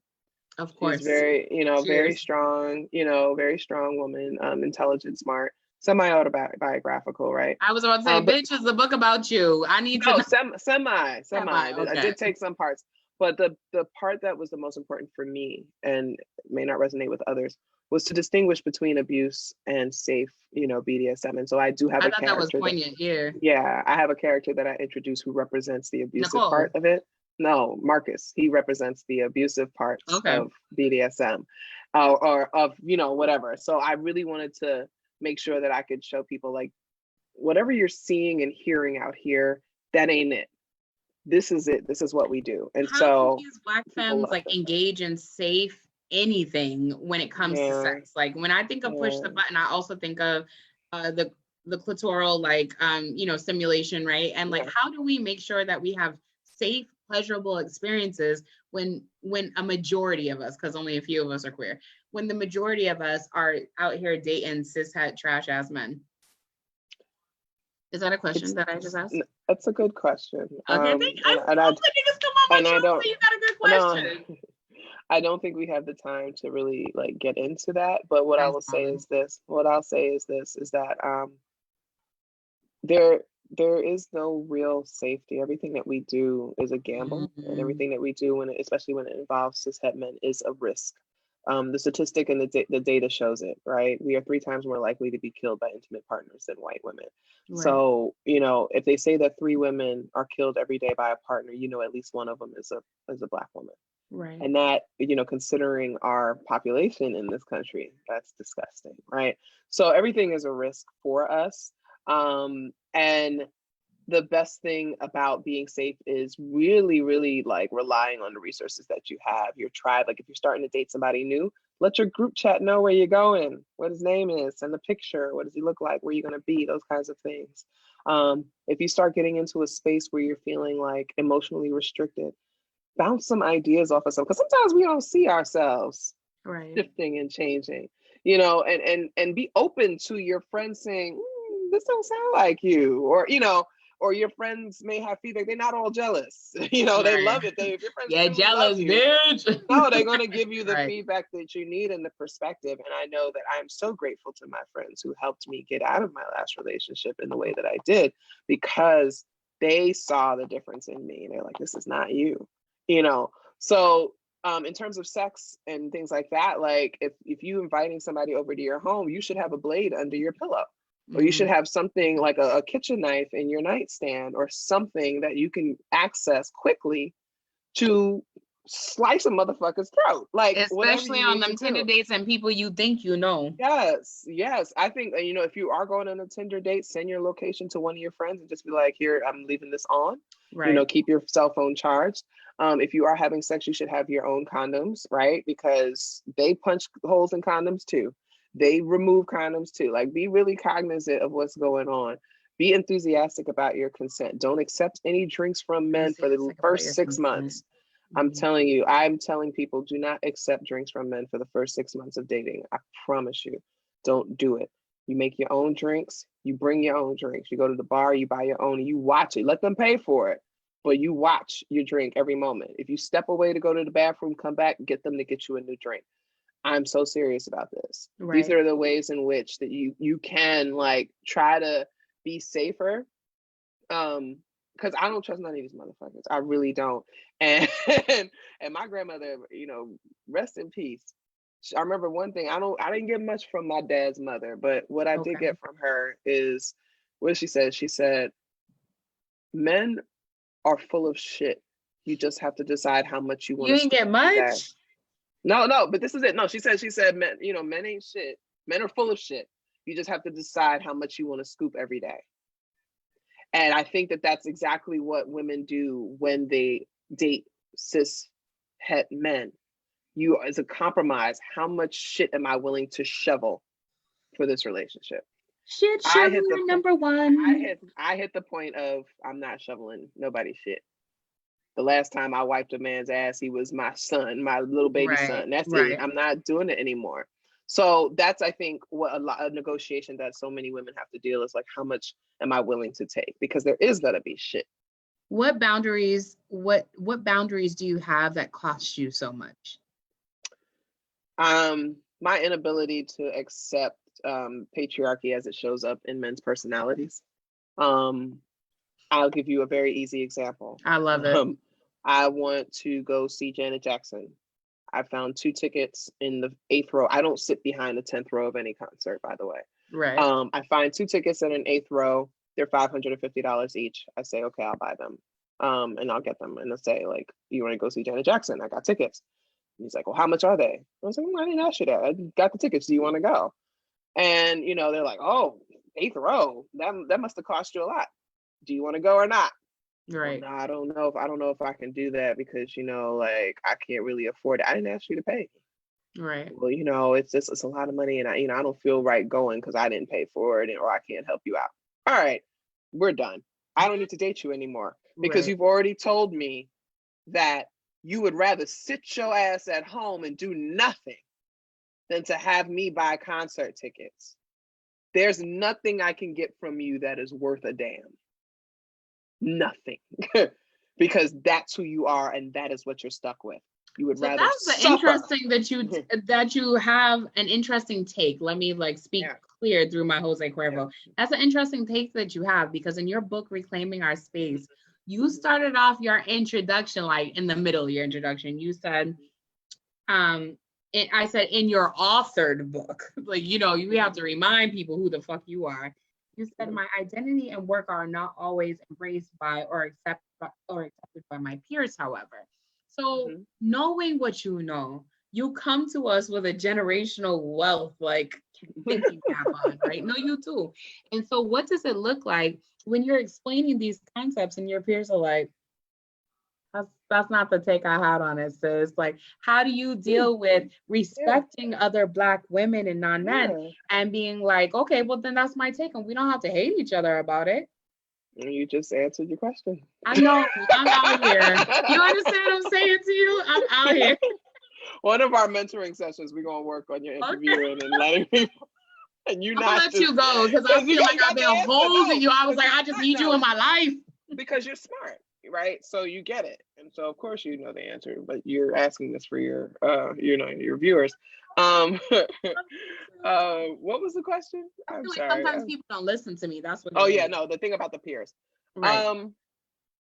I think I kind of wrote in the book a little bit, like when I had the acknowledgement or the dedications.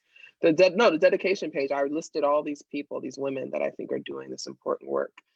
Except for one person I refuse to put in my book, but I have people there that I don't particularly like, but I know that they're doing work to forward the situation. I can't wait till they deliver, because Audible does not read the names out loud. So okay. No, so they skip that. It goes right to the introduction. So I name people that I don't talk to or whatever, and for whatever reasons, but it doesn't mean that their work is any less valuable. And yes, we may have different perspectives. I think one of it is being raised in New York City versus being raised in the South or in the West Coast. I think one is that I'm older than a lot of the younger women that are out here, and I've experienced things a lot differently. Two is that I am smarter than most of these people. So, and I say that just because it's fucking true. So I have to accept that people are going to think about things or process things differently than I am, because they don't have the same education or understanding or knowledge that I do, and that's fine. And maybe they can get there if they're open to it, or their life experiences have informed their perspective in a way that mine hasn't. I'm a hood girl. I make this very clear. I am from the Bronx. That's going to always shape my perspective. Where in the Bronx are you from? East 180th and Tremont. What? Yeah, 1632 Taylor, bitch. Do not play up in here. Let me find out. Well, I grew up off 180th and Clinton. No, right over in Oakland, Oakland and right in Twin Towers. God. So I was over there for a while. I did 7 years in Parkchester. Okay. 6 years in Morris Park. Come on. I worked in Morrisania for 4 years. I worked in the South Bronx for 2 years. Yeah. I was like, as soon as you opened your mouth, 2016, I was like, this is a Bronx bitch. I love it. Yeah, it's funny because I had just left the Bronx for Philly in 2016. But yeah, no, I'm very much informed by that. Right. And I will never lose that. And I understand that a lot of sisters are raised in more genteel situations. Right. They're raised, we have our suburban sisters, we have our southern sisters, we have our West Coast we have women from all over the world. Everybody was raised different.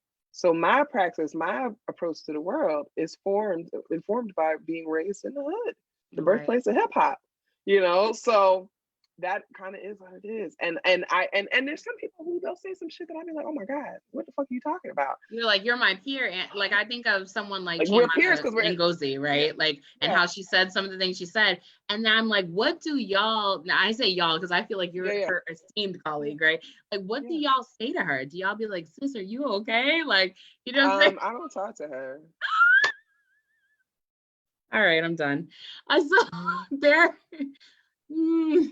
is so much I could sit here and chop it up with you about, but I want to respect your time, and I gotta turn out for capitalism's sake this newsletter tomorrow. So I want to say thank you. I also want to ask you a parting question that I have asked each one of my guests. It's a two-pronged question, and that is there something that you are surprised I did not ask you, or you were concerned, like, oh, we were going to talk about this? And two, if you were me, who would you reach out to be on the show next, and why? Well, number one, no. I go into these things. People say, I'm going to send you questions. I don't want them to send me questions. Okay. I like to do all of my interviews off the fly and my conversations off the fly. I'm so glad we did this. To prepare. No, I guess my peers might do things differently, but I'd rather have the way you said that though. But especially when it's like a sister, like for me, I guess I trust sisters to have my best interests. Yes, of course, for the most part, right? So like I just gotta go with it. In terms of someone else that you could talk to or that you should talk to, what about L.Joy Williams? I love her very much. She's a political strategist in New York. She is amazing. She is so smart, so brilliant. She really has her pulse on like Black women in politics. Dear sister friend of mine. And I think kind of going into this election, she's someone really valuable to have as part of a conversation. Really, so she's president of the Brooklyn NAACP, and come on now. She's cool. No, she's super dope. I love her to death. So okay. Yeah. Thank you so much. I feel so endeared to you. It's not even like I just wanted to say to your viewers and your followers and stuff, the people that made the donations for the homelessness drive and stuff, I really appreciate that. It's been very, very helpful. I have been going out every week since this quarantine started, going down to feed homeless people on the streets of Philadelphia because the city's not doing shit. So those of you, like, some people will say, you send something, you say like $5 and you say that I wish it could be more. No. It's perfectly fine. Like $1 is plenty. You don't have to you don't have to qualify it. The fact that you even thought to support this effort really means the world to me. And so I appreciate you.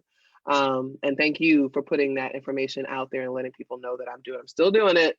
If I could show you, as a matter of fact, I'm going to show you guys. Come on now.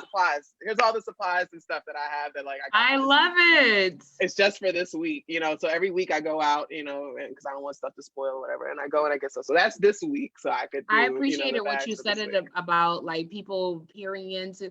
This is our lives. Like people peer into the photos, zoom in, and they're like, "Why are you putting snack cakes in the back?" And you like, because you clearly don't know this population. Maybe get Little Debbie's, like, mind your somebody DM'd me on your page. Yeah, you saw that, and I was just like, are you kidding me right now? Like, clearly you've never gone through a heroin withdrawal. Like, I don't, again, so housing and homelessness has been my thing as a social worker. I know what I'm doing, and that's why I'm willing to take the risk, and I don't want other people to like physically go out there. I'm willing to take that risk. I wouldn't even let my son go out. He wanted to go in the car. I was like, no, baby, you're gonna stay home. But he helped me pack the bags, right? I got some other volunteers that have helped. So thank you, everybody who has been able to contribute to that. Really, really, really appreciate it. And thank you so much, Didi, for having me. No, thank you for coming. I appreciate it. And I'm gonna go get high. Thank you. Yes! This has been another episode of the Full Set. We talk about all the things. I hope I'll have a great evening. And Feminista Jones, God bless you. Please, peace.